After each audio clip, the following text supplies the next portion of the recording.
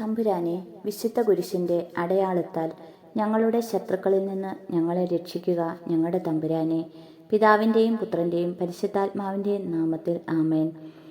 ആദിമുതൽ ഉണ്ടായിരുന്നതും ഞങ്ങൾ കേട്ടതും സ്വന്തം കണ്ണുകൊണ്ട് കണ്ടതും സൂക്ഷിച്ചു വീക്ഷിച്ചതും കൈകൊണ്ട് സ്പർശിച്ചതുമായ ജീവൻ്റെ വചനത്തെപ്പറ്റി ഞങ്ങൾ അറിയിക്കുന്നു. വിശുദ്ധ യോഹന്നാൻ എഴുതിയ 1-ാം ലേഖനത്തിൻ്റെ 1-ാം തിരുവചനമാണ് നാം വായിച്ചു കേട്ടത്. സാമുവേലിൻ്റെ 1-ാം പുസ്തകം, അധ്യായം 25. സാമുവേലിൻ്റെ മരണം. സാമുവേൽ മരിച്ചു.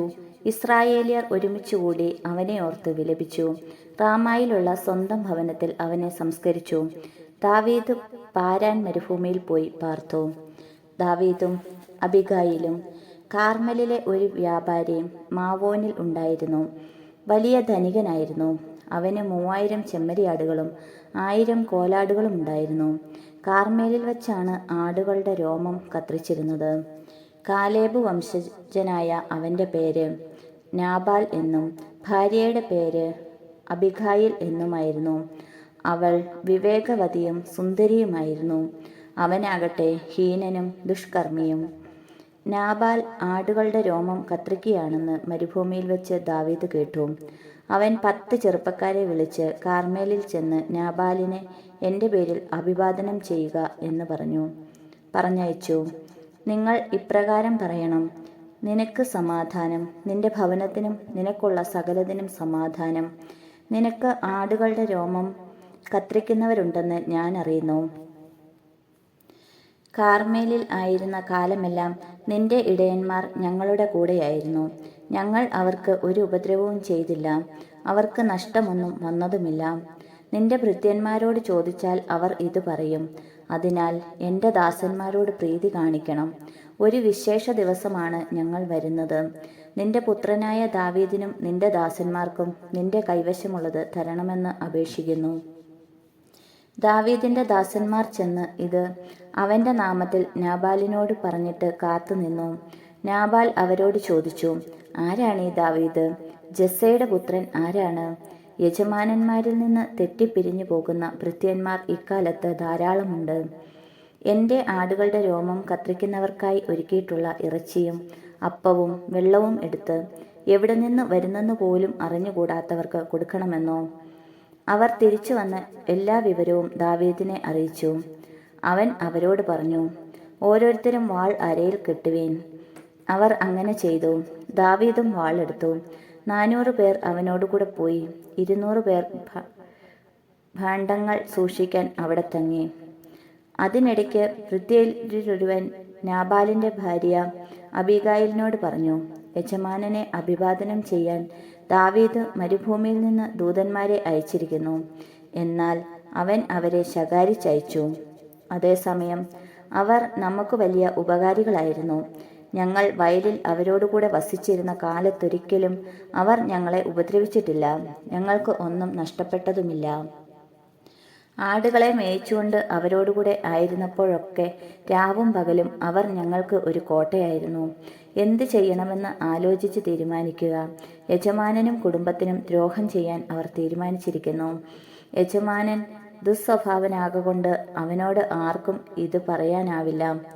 അബിഗായിൽ തിടുക്കത്തിൽ 200 അപ്പവും 2 തോൽക്കുടം വീഞ്ഞും പാകം ചെയ്ത 5 ആടും 5 കുട്ടമലരും 100 ഉണക്കമുന്തിരിക്കുലയും അത്തിപ്പഴം കൊണ്ടുള്ള 200 അടയും എടുത്ത് കഴുതപ്പുറത്ത് കയറ്റി. അവൾ ഭൃത്യന്മാരോട് പറഞ്ഞു: നിങ്ങൾ മുൻപേ പോവുക, ഞാനിതാ വരുന്നു. അവൾ ഭർത്താവായ നാബാലിനെ അറിയിച്ചില്ല. അവൾ കഴുതപ്പുറത്ത് കയറി മലയടിവാരത്തിലേക്ക് ഇറങ്ങിച്ചെല്ലുമ്പോൾ ദാവീദും അനുയായികളും എതിരെ വരുന്നത് കണ്ടു. ദാവീദ് പറയുകയായിരുന്നു: മരുഭൂമിയിൽ അവൻ ഉണ്ടായിരുന്നതൊക്കെ ഞാൻ കാത്തു സൂക്ഷിച്ചത് വെറുതെയായി. അവൻ്റെ വകയായതൊന്നും നഷ്ടപ്പെട്ടില്ല. അവനാകട്ടെ എന്നോട് നന്മയ്ക്ക് പകരം തിന്മ ചെയ്തു. അവൻ്റെ ആളുകളിൽ ഒരുവനെയെങ്കിലും പുലരും വരെ ജീവനോടിരിക്കാൻ ഞാൻ അനുവദിച്ചാൽ ദൈവം ദാവീദിൻ്റെ ജീവൻ എടുത്തുകൊള്ളട്ടെ. ദാവീദിനെ കണ്ടപ്പോൾ അബിഗായിൽ തിടുക്കത്തിൽ കഴുതപ്പുറത്തു നിന്നിറങ്ങി അവൻ്റെ മുമ്പിൽ സാഷ്ടാംഗം നമസ്കരിച്ചു. അവൾ അവൻ്റെ കാൽക്കൽ വീണു പറഞ്ഞു: പ്രഭോ, ഈ തെറ്റ് എൻ്റെ മേൽ ആയിരിക്കട്ടെ. അങ്ങയുടെ ഈ ദാസിയെ സംസാരിക്കാൻ അനുവദിച്ചാലും ഈ ദാസിയുടെ വാക്കുകൾ കേൾക്കണമേ. ദുസ്വഭാവവാനായ ഈ നാബാലിനെ അങ്ങ് പരിഗണിക്കരുതേ. പേര് പോലെ തന്നെ സ്വഭാവവും. നാബാൽ എന്ന പേര് അർത്ഥമാക്കുന്നത് പോലെ ഭോഷത്വമേ അവൻ പ്രവർത്തിക്കുകയുള്ളൂ. അങ്ങ് അയച്ച ആൾക്കാരെ ഈ ദാസി കണ്ടില്ല. പ്രഭോ, അങ്ങയുടെ കൈകൊണ്ടുള്ള രക്തച്ചൊരിച്ചിലും പ്രതികാരവും കർത്താവ് തടഞ്ഞതുകൊണ്ട് കർത്താവും അങ്ങും ആണേ. അങ്ങയുടെ ശത്രുക്കളും അങ്ങയുടെ നാശം അന്വേഷിക്കുന്നവരും നാബാലിനെ പോലെ ആയിത്തീരട്ടെ. ഇപ്പോൾ അങ്ങയുടെ ദാസി കൊണ്ടുവന്നിരിക്കുന്ന കാഴ്ച സ്വീകരിച്ച് അനുചരന്മാർക്ക് നൽകിയാലും. ഈ ദാസിയുടെ അപരാധം ക്ഷമിക്കണമേ. കർത്താവ് അങ്ങേക്ക് വിശ്വസ്തമായ ഒരു ഭവനം പണിയും. എന്തെന്നാൽ കർത്താവിന് വേണ്ടിയാണ് അങ്ങ് യുദ്ധം ചെയ്യുന്നത്. ആയുഷ്കാലത്തൊരിക്കലും അങ്ങിൽ തിന്മയുണ്ടാവുകയില്ല. ആർ അങ്ങയെ പിന്തുടർന്ന് ജീവഹാനി വരുത്താൻ ശ്രമിച്ചാലും അങ്ങയുടെ പ്രാണനെ ദൈവമായ കർത്താവ് നിധി എന്ന പോലെ സൂക്ഷിച്ചുകൊള്ളും. അങ്ങയുടെ ശത്രുക്കളുടെ ജീവനാകട്ടെ കവിണയിൽ നിന്നെന്ന പോലെ അവിടുന്ന് തെറിപ്പിച്ചു കളയും. കർത്താവ് വാഗ്ദാനം ചെയ്തിരിക്കുന്ന എല്ലാ നന്മയും പൂർത്തിയാക്കി അങ്ങയെ ഇസ്രായേൽ രാജാവാക്കും. അപ്പോൾ കാരണമില്ലാതെ രക്തം ചിന്തിയെന്നോ സ്വന്തം കൈകൊണ്ട് പ്രതികാരം ചെയ്തെന്നോ ഉള്ള വ്യതയും മനസാക്ഷി കുത്തും അങ്ങേക്ക് ഉണ്ടാവുകയില്ല. കർത്താവ് നന്മ വരുത്തുമ്പോൾ അങ്ങയുടെ ഈ ദാസിയെയും ഓർക്കണമേ. ദാവീദ് അബീഗായിലിനോട് പറഞ്ഞു, ഇന്ന് നിന്നെ എൻ്റെ അടുത്തേക്ക് അയച്ച ഇസ്രായേലിൻ്റെ ദൈവമായ കർത്താവ് വാഴ്ത്തപ്പെടട്ടെ. രക്തച്ചൊരിച്ചിലിൽ നിന്നും സ്വന്തം കൈയാലുള്ള പ്രതികാരത്തിൽ നിന്നും എന്നെ ഇന്ന് തടഞ്ഞ നീയും നിന്റെ വിവേകവും അനുഗ്രഹീതമാണ്. നീ ബന്ധപ്പെട്ട് എന്നെ എതിരേൽക്കാൻ വന്നില്ലായിരുന്നെങ്കിൽ നിന്നെ ഉപദ്രവിക്കുന്നതിൽ നിന്ന് എന്നെ തടഞ്ഞ ഇസ്രായേലിൻ്റെ ദൈവമായ കർത്താവാണേ. നേരം പുലരുമ്പോഴേക്കും ഒരൊറ്റ പുരുഷൻ പോലും നാബാലിന് അവശേഷിക്കുകയില്ലായിരുന്നു. അവൾ കൊണ്ടുവന്നത് ദാവീദ് സ്വീകരിച്ചു. അവൻ പറഞ്ഞു, സമാധാനത്തോടെ വീട്ടിലേക്ക് പോയിക്കൊള്ളുക. നിന്റെ വാക്ക് ഞാൻ ശ്രവിച്ചിരിക്കുന്നു, നിന്റെ അപേക്ഷ ഞാൻ സ്വീകരിച്ചിരിക്കുന്നു.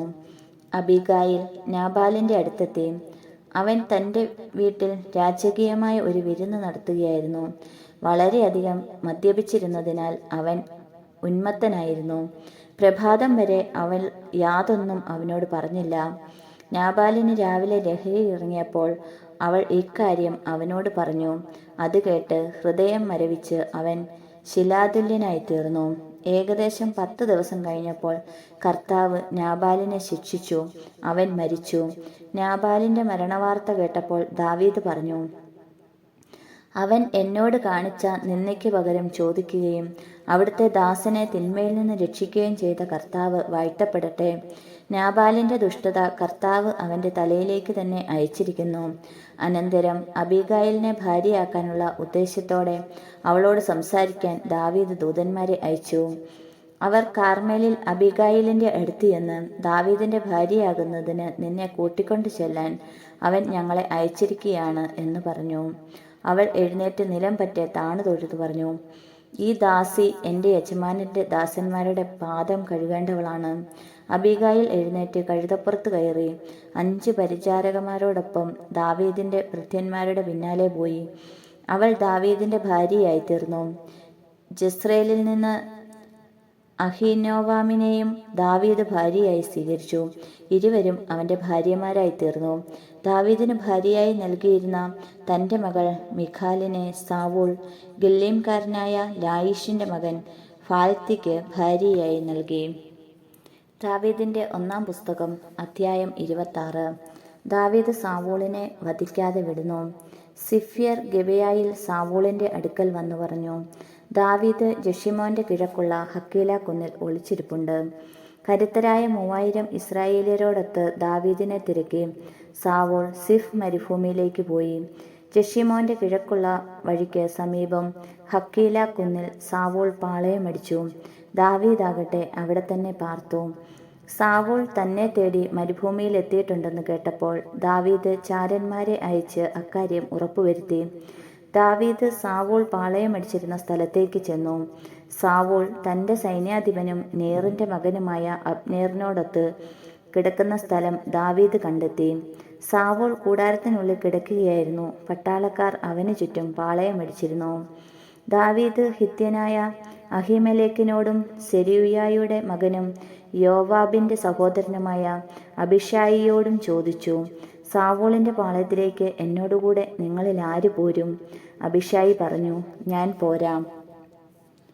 ദാവീദും അബിശായിയും രാത്രിയിൽ സൈന്യത്തിന്റെ അടുത്തെത്തി. സാവൂൾ തന്റെ കുന്തം തലയ്ക്കൽ കുത്തി നിർത്തിയിട്ട് കൂടാരത്തിൽ കിടക്കുകയായിരുന്നു. അബ്നേറും പടയാളികളും ചുറ്റും കിടന്നിരുന്നു.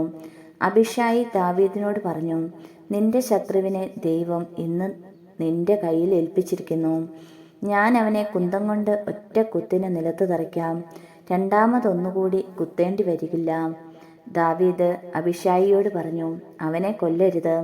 കർത്താവിന്റെ അഭിഷിക്തനെതിരെ കരമുയർത്തിയിട്ട് നിർദോഷനായിരിക്കാൻ ആർക്ക് കഴിയും?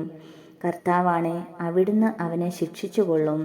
യഥാകാലം അവൻ മരിക്കുകയോ യുദ്ധത്തിൽ വധിക്കപ്പെടുകയോ ചെയ്യും.